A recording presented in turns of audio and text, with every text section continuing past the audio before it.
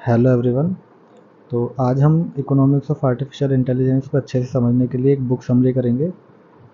जो बुक हम पढ़ने वाले हैं वो है prediction machine a simple economics of artificial intelligence, जिसको लिखा है अजय अग्रवाल ने।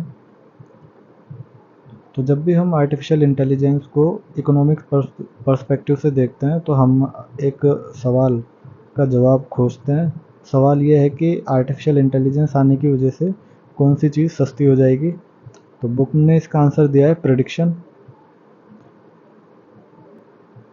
जब भी कोई टेक्नोलॉजिकल एडवांसमेंट होता है तो उससे तीन चीज़ें होती हैं। सबसे पहला ये है कि लोग उसका इस्तेमाल ज़्यादा करना स्टार्ट कर देते हैं।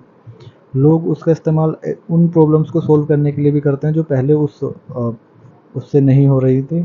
और तीसरा जो वैल्यू है उसके सब्स्टिट्यूट की वो घट जाती है और वैल्यू ऑफ इट्स कॉम्प्लीमेंट जो है वो बढ़ जाती है।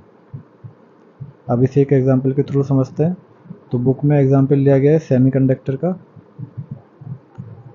तो जब सेमीकंडक्टर्स आए तो जो कॉस्ट थी अर्थमेटिक की वो रिड्यूस हो गई, जिसकी वजह से लोगों ने उनका इस्तेमाल बढ़ा दिया। हमने उन प्रॉब्लम्स को भी अर्थमेटिक्स के थ्रू सॉल्व करना स्टार्ट कर दिया जो पहले अर्थमेटिक प्रॉब्लम्स नहीं थी, जैसे कि फ़ोटोग्राफी। तो फ़ोटोग्राफी पहले केमिकल प्रोसेस थी, लेकिन सेमीकंडक्टर्स के आने की वजह से अर्थमेटिक की कॉस्ट जो थी वो घट गई और हमने जो फोटोग्राफी है उसको अर्थमेटिक प्रॉब्लम बना दिया।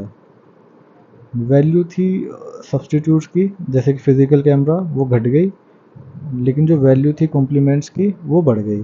अब कॉम्प्लीमेंट्स क्या होते हैं? Software and hardware. तो सेमीकंडक्टर्स के आने की वजह से सॉफ्टवेयर एंड हार्डवेयर की वैल्यू जो थी वो बढ़ गई। अब बुक बात करती है कि आर्टिफिशियल इंटेलिजेंस की आने की वजह से प्रिडिक्शन जो है वो चीपर हो जाएगी और फिर हमें यही तीनों चीज़ें देखने को मिलेंगी। हम जो इस्तेमाल है ट्रेडिशनल प्रिडिक्शन प्रॉब्लम्स का, उसमें आर्टिफिशियल इंटेलिजेंस का इस्तेमाल बढ़ा देंगे, जिसका एक एग्जांपल लिया गया है इन्वेंट्री मैनेजमेंट। तो दूसरा ये है कि हम उन प्रॉब्लम्स को भी प्रेडिक्शन से सॉल्व करेंगे जो हिस्टोरिकली प्रेडिक्शन प्रॉब्लम नहीं मानी जाती थी, जैसे ऑटोनोमस ड्राइविंग। तो ऑटोनोमस ड्राइविंग में ये होता था कि हम प्रोग्राम करते थे अपने सिस्टम को कि इफ़ एंड बट लगा के, कि अगर इफ़ कोई सामने आए तो आपको ब्रेक लगाना है, इफ़ ग्रीन लाइट होगी तभी आपको चलना है। तो बहुत सारे इफ़ होते थे और इस तरीके का एक्सपेरिमेंटल सिस्टम हम रियल वर्ल्ड में नहीं उतार सकते थे। लेकिन ऑटोनोमस ड्राइविंग में हम सिर्फ ये बताते हैं कि आपको प्रिडिक्ट करना है कि अगर एक ह्यूमन बैठा होता है उस सीट पे, ड्राइविंग सीट पे, तो वो क्या करता है, और सिर्फ मशीन को प्रिडिक्शन करना होता है। तो हमने एक नॉन प्रिडिक्शन प्रॉब्लम को भी प्रिडिक्शन के थ्रू सॉल्व किया है। और तीसरा ये कि जो उसका सब्स्टिट्यूट है उसका प्राइस, उसकी वैल्यू जो वो डाउन चली गई है। सब्स्टिट्यूट क्या है आर्टिफिशियल इंटेलिजेंस का? तो वो है ह्यूमन प्रिडिक्शन। तो ह्यूमन प्रिडिक्शन क्योंकि गलत भी होता था तो उसकी जो वैल्यू वो डाउन चली गई है। अब हम उसकी जगह आर्टिफिशियल इंटेलिजेंस इस्तेमाल कर रहे हैं क्योंकि, लेकिन जो वैल्यू है उसके कॉम्प्लीमेंट के वो बढ़ गई है। अब वैल्यू क्या है? कॉम्प्लीमेंट्स क्या होते हैं आर्टिफिशियल इंटेलिजेंस के? तो सबसे इम्पोर्टेंट होता है डेटा। आर्टिफिशियल इंटेलिजेंस जो भी प्रिडिक्शन करता है वो डेटा पे बेस्ड होता है, इसी वजह से डेटा को न्यू ऑयल भी कहा गया है बाय सम इकोनॉमिस्ट। दूसरा कॉम्प्लीमेंट होता है ह्यूमन जजमेंट। तो जो प्रिडिक्शन है वो सिर्फ आर्टिफिशियल इंटेलिजेंस सिर्फ प्रिडिक्शन कर पाएगा, लेकिन जजमेंट वो सही है कि नहीं है ये एक ह्यूमन को ही लेना होगा। और तीसरा कॉम्प्लीमेंट बताया गया है बुक में एक्शन, कि प्रिडिक्शन आने के बाद उसको मानना है नहीं मानना, या उसके इस्तेमाल करना है या नहीं करना, ये जजमेंट लेने के बाद का जो एक्शन होगा वो भी ह्यूमंस को ही करना होगा, तो उसकी वैल्यू जो है वो भी बढ़ जाएगी। अब जब भी आर्टिफिशियल इंटेलिजेंस आएगा तो उससे दो चीज़ें होंगी, एक तो एफिशिएंसी बढ़ेगी और एक ट्रांसफॉर्मेशन आएगा। अब इनको एग्जांपल्स के थ्रू समझते हैं। तो आर्टिफिशियल इंटेलिजेंस किस तरीके से एफिशिएंसी को बढ़ा सकता है? तो बुक में बताया गया है कि हमको ऑर्गेनाइजेशनल वर्क फ्लो का रिव्यू करना चाहिए, और जो पूरा प्रोसेस है जिसमें इनपुट को हम कन्वर्ट कर रहे हैं आउटपुट में, उसको हम टास्क में बांट दें।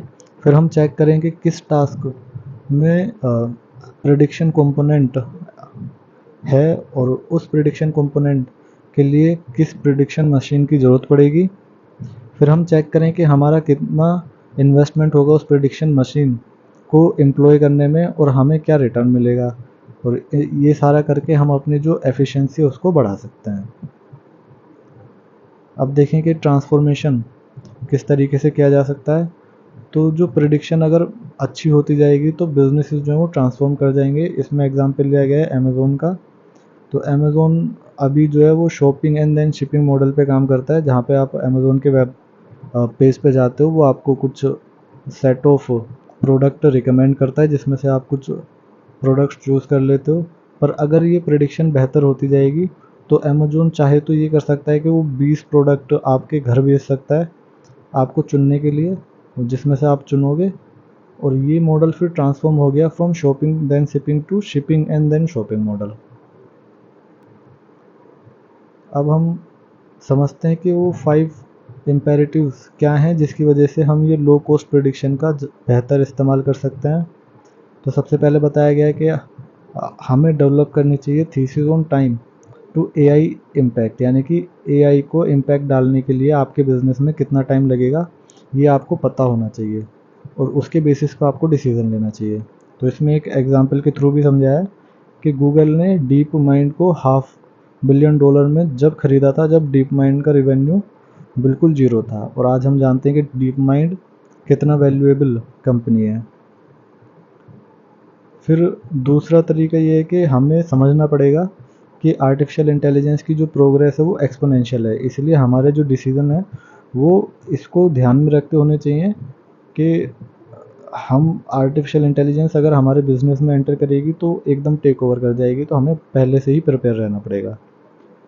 तीसरा तरीका ये है कि हमें मशीन को ट्रस्ट करना चाहिए। तो एक स्टडी हुई थी जहाँ पे देखा गया था कि ह्यूमंस के द्वारा रिक्रूट किए हुए जो वर्कर्स थे और आर्टिफिशियल इंटेलिजेंस के द्वारा रिक्रूट किए हुए जो वर्कर्स थे, उनकी प्रोडक्टिविटी देखी गई थी 3 महीने, 6 महीने, 12 महीने और 18 महीने के बाद।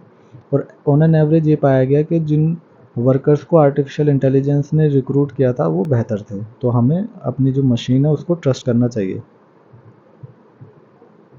चौथा ये है कि हमें पता होना चाहिए कि हम क्या प्रेडिक्ट करना चाहते हैं, उसी के बेसिस पे ही हम आर्टिफिशियल इंटेलिजेंस का इस्तेमाल कर सकते हैं। और पांचवा, हमें मैनेज करना चाहिए लर्निंग लूप को। तो हम ये समझते थे कि जो लेबर है वो लर्न करती है जबकि कैपिटल है वो फिक्स रहती है, लेकिन आर्टिफिशियल इंटेलिजेंस के आने की वजह से लेबर जो है वो लर्न करने लग गई है। इसीलिए हमें इस लर्निंग लूप को मैनेज करना बहुत ज़रूरी है। Thank you.